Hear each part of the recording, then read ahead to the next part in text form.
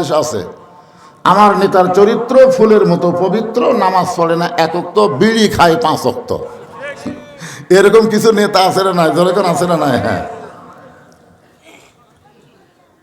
আমাদের নবী আমাদের নেতা হওয়ার কারণে তিনি জান্নাতে প্রবেশ করবেন না। লাইলাতুল মিরাজে আল্লাহ তাআলা নবীকে জান্নাত দেখার তৌফিক দিয়েছিলেন। নবী যখন জান্নাতের মধ্যে প্রবেশ করলেন, জিবরাইল বললেন, ইয়া রাসূলুল্লাহ, এই জান্নাতের শর্ত হলো সালামুন আলাইকুম তিবতুম ফাদখুলুহা খালিদিন।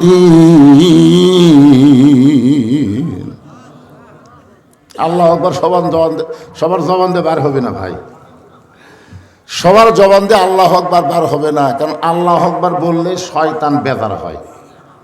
তো আপনারা শয়তানও বেজার করবেন, মানে সব সম্পত্তি বেটাক দিয়া বেটিক ফাঁকি দিয়া ওই হজ করবার গেছে। কি করবার গেছে? হজ করবার যায় শয়তান পাথর মারতেছে। ওই জামরা যারা হজ করছে তারা জানে ওখানে পাথর মারা লাগে। যেরকম কি মারা লাগে? তো তুই কান্ত তুই ফেরেশতা বলতিস আল্লাহ এই কাক পাথর মারে, ই তো বড় শয়তান। এই সব সম্পত্তি বেটাক দিয়ে বেটিক ফাঁকি মেরে এখন শয়তান পাথর মারতেছে। আপনাদের মাঝখানে যাদের ভিতরে শয়তান বসে আছে তারা আল্লাহু আকবার বলতে পারবেন না, যতই চেষ্টা করেন বাড়াবি না, কারণ আপনি যে শয়তানের বন্ধু। শয়তানকে তাড়ানোর মতন অস্ত্র হলো আল্লাহু আকবার। কোরআনের আয়াত যখন বক্তা তেলাওয়াত করে ঈমানের জজবা আল্লাহ বাড়ায় দেয়, জবান খুলে বের হবে আল্লাহু আকবার। জোরে কোন কথা ঠিক না? তো দুই একজন কোন, বাদ বাকি কোন না কেন? আপনারা কি মনে করতেছেন যে রাত 11টার সময় আমার টেজর দিয়ে আপনি ওই প্যান আওয়াজ শুনবেন? আগে আপনাকে চেতন করা লাগবে, তারপরে মারা লাগবে। কোন কথা ঠিক কিনা? আমি আইসি এসে নামাজের আগে 9টার সময় দিলি তো ডাটের ওয়াজ করতাম, দিতে দিতে দিতে দিতে 11টায় দিল। আপনারা আসেন না, এখন আর লোক ধরতেছে না। এটা আমাকে ভাই বলতেছে চাপা বলবার বসেন, কে এতক্ষণ কোথায় ছিলেন? আগে ভাগে আসলে তো এত রাত মাহফিলে করা লাগতো না। জোরে কোন কথা ঠিক কিনা? আসে না। আমার সাগরিদকে 2-3 বার বললাম দেখো তো খবর কি। রাত যখন 9:30 বাজে তখন 15-20 জন বসে আছে। তার মানে এই চাপা বসেন, তো চাপা বসেন। যার সামনে ফাঁকা আছে আল্লাহর রাস্তে, পিছনে যারা আসতেছে তাদেরকে বসার ব্যবস্থার জন্য একটু সামনের দিকে ঝুঁকে চেপে বসেন আর জিকির করেন লা ইলাহা। হ্যাঁ, সামনে আসার জিকির, এটা সামনে আসেন। আপনারা না, আপনারা যে জায়গায় বসে আছেন ওটাই ঠিক আছে। ওনাদেরকে বলতেছে লা ইলাহা লা ইলাহা ইল্লাল্লাহু লা ইলাহা ইল্লাল্লাহু লা ইলাহা ইল্লাল্লাহ লা ইলাহা ইল্লাল্লাহ লা ইলাহা ইল্লাল্লাহু মুহাম্মাদুর রাসূলুল্লাহ। যতবার মুহাম্মদ রাসূলুল্লাহ শুনবো ততবার বলতে হবে সাল্লাল্লাহু আলাইহি ওয়াসাল্লাম।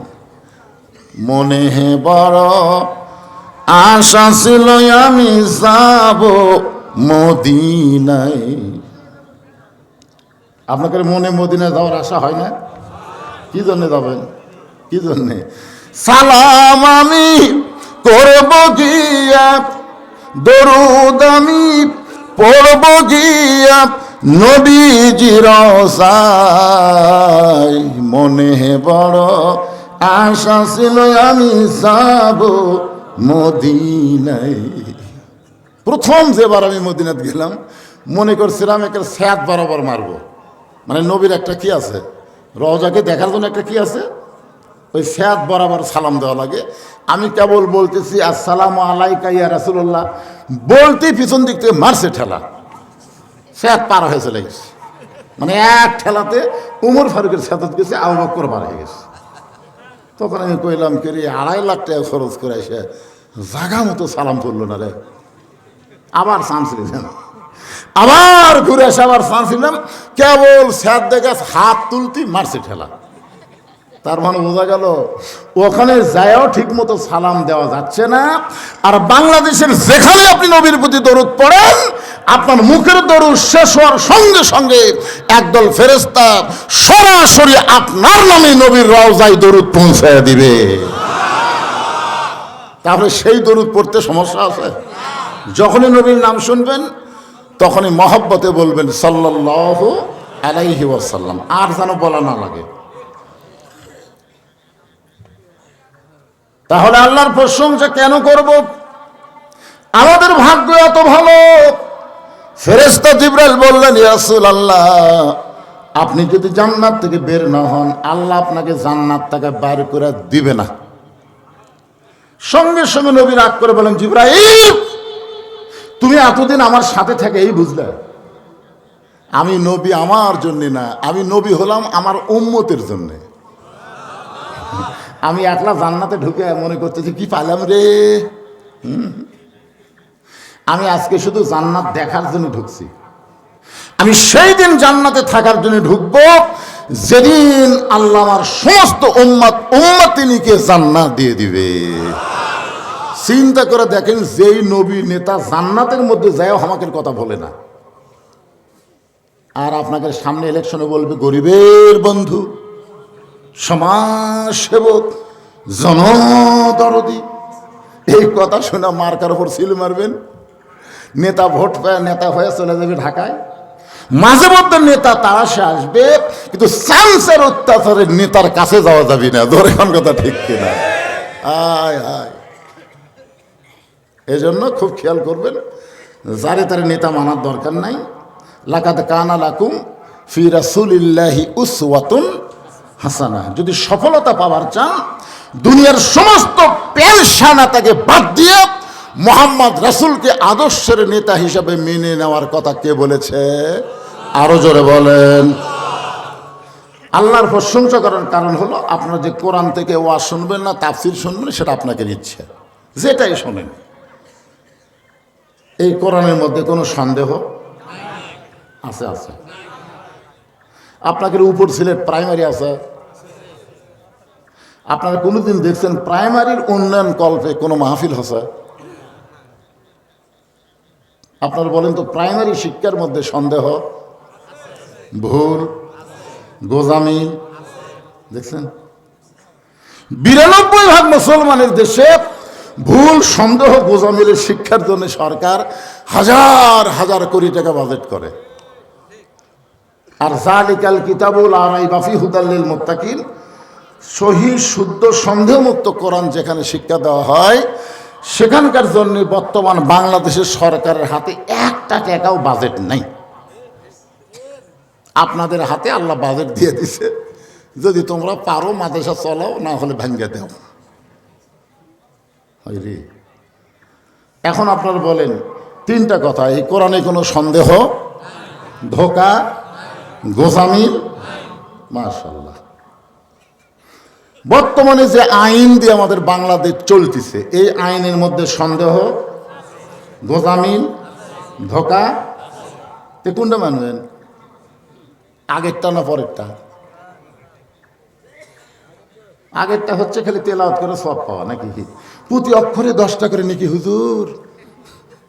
ওই সকালবেলা সূরা মুলুক পড়ে, রাত্রে সূরা ইয়াসিন পড়ে, পড়ার পরে চুমা টুমা খায় রাখা দেয়, আর নিজের ইচ্ছা মতো চলে, নিজের ইচ্ছা মতো চলে।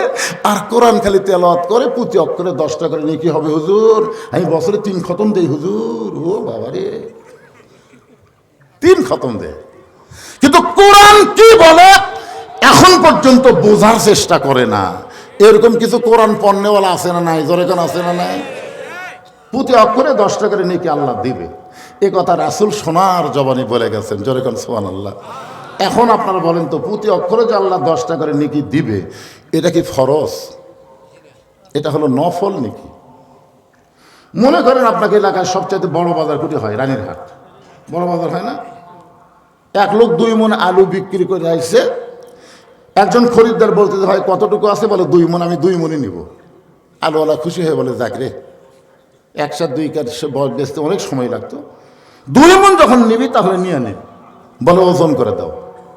আলুওয়ালা বলতে স্যার বাড়ির আলু ভাই, ওজন লাগবে না, তাই না, ওজন করে দাও। ওজন করা হচ্ছে 2 মণ 2 সের। খরিদ্দার বলতেছে আপনি করলেন 2 মণ, 2 সের যে বেশি হলো।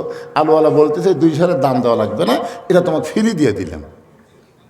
তখন এই ঘাড়ের গামছাত করে 2 সের আলু তুলে বলতেছে ভাই 2 সের আলু দিয়ে আমার সপ্তাহ যায়। আমি 2 সের নিয়ে গেলাম। আপনারা বলেন তো আলুওয়ালা 2 সের দিবি? এই 2 মণ নিলে 2 সের পাবি। কোরআন অনুযায়ী চলা হলো 2 মণ, আর কোরআন পড়া হলো 2 সের। বাংলাদেশের মুসলমান কোরআন পড়ে সব নেবে, কিন্তু কোরআন মানতে চাবে না। জোরে গান কথা ঠিক। আল্লাহ কেন বললেন অনুনাজ্জিলু মিনাল কুরআনি মা হুয়া শিফাউ ওয়া রাহমাতুল লিল মুমিনিন। এর বাংলা স্লোগান আছে, আমি যেই বলবো সব সমস্যার সমাধান আপনার বলবেন দিতে পারে